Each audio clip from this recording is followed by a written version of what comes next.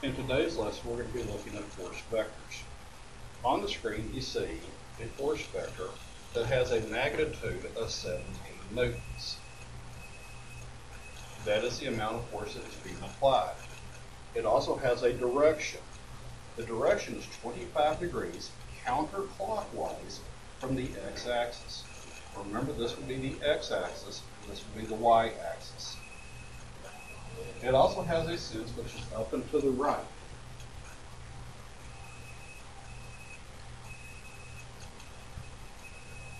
When dealing with force vectors, one of the first things you want to do is write out the trigonometric functions in a way that can remind you what they are.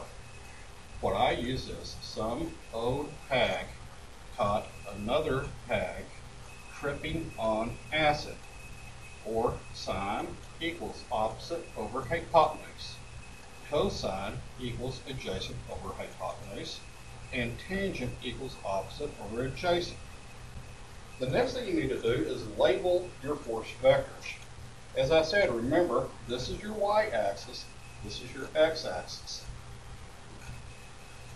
Draw a line from the end of the force vector to the axis on which the angle is labeled. For example, this force vector has the angle labeled off of the y-axis. So I have created a right triangle right here. That means that this line is the hypotenuse.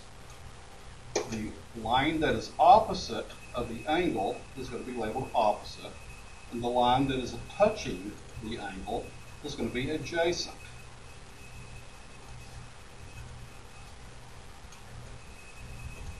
The next thing that we want to do is to label what forces are on which axis or on which line. Since I drew the line in the vertical direction here, the vertical direction is parallel to the y-axis. So this is a force in the y-axis. Since this is along the x-axis, this is my force in the x-axis.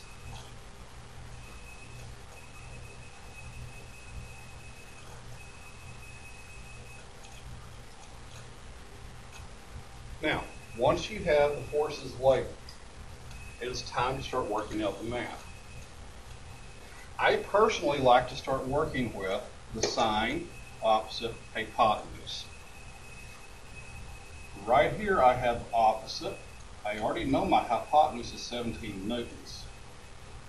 I know that my angle is 25 degrees.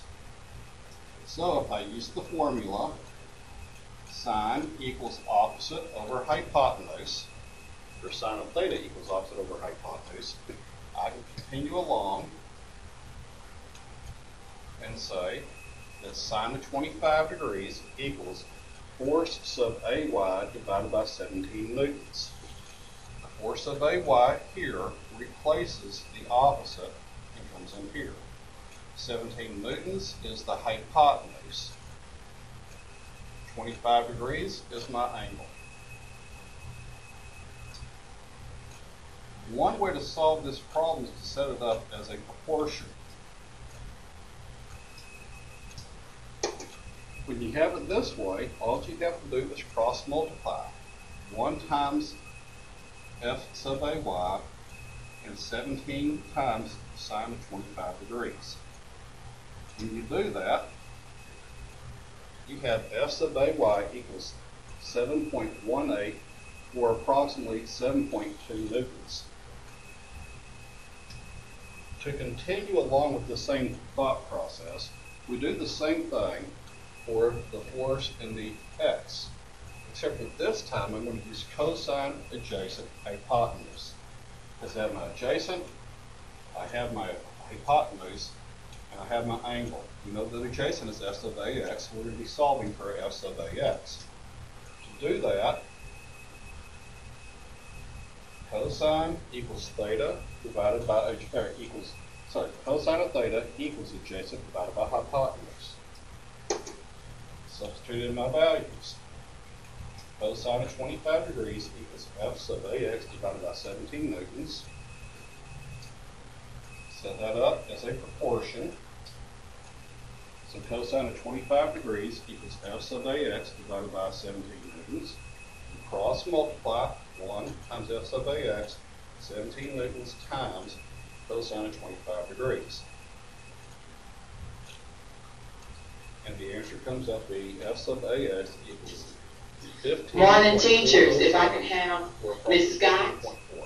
Coach Bean, Miss Johnson, and Mr. Sutton.